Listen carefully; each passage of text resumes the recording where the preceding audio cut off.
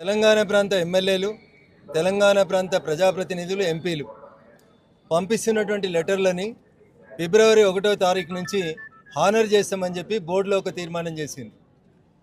ఉమ్మడి ఆంధ్రప్రదేశ్ ఉన్నప్పుడు 294 మంది ఎమ్మెల్యేలు సిఫార్సు చేస్తే ఆ రోజు తిరుమలలో పైన అకామిడేషన్ ఉంది, దర్శనానికి బ్రేక్ దర్శనం ఇవ్వడానికి అవకాశం ఉంది.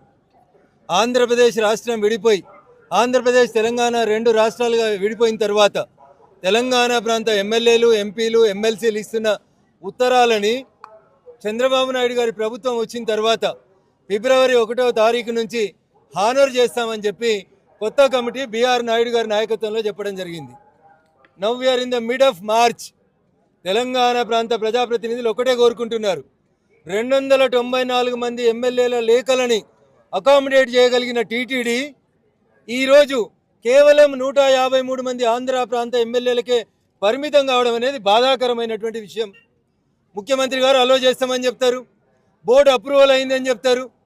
అరే, తెలంగాణ ప్రజలు మా ఎమ్మెల్యేల నుంచి, ఎంపీల నుంచి ఒక ఉత్తరం తీసుకొని పోతే తిరుమలలో దర్శనం కావాలని కోరుకుంటున్నారు.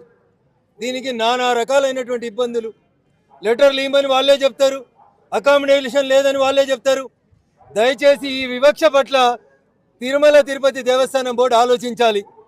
ఉమ్మడి ఆంధ్రప్రదేశ్ ఉన్నప్పుడు ఏ రకంగానైతే మొత్తం ఆంధ్రప్రదేశ్లో ఉన్న ఎమ్మెల్యేలు, ఎంపీల ఉత్తరాలని అగ్రీ చేసి భక్తులకి దర్శనాలు ఇచ్చిండ్రో, తెలంగాణ ప్రాంత ఎమ్మెల్యేలు, ఎంపీలకు సంబంధించిన భక్తుల దర్శనాలని ఇప్పుడు ఎగ్జామ్స్ అయిపోతున్నాయి. ప్రతి తల్లిదండ్రులు తమ పిల్లల్ని తీసుకొని తిరుమలకి రావాలనుకుంటారు.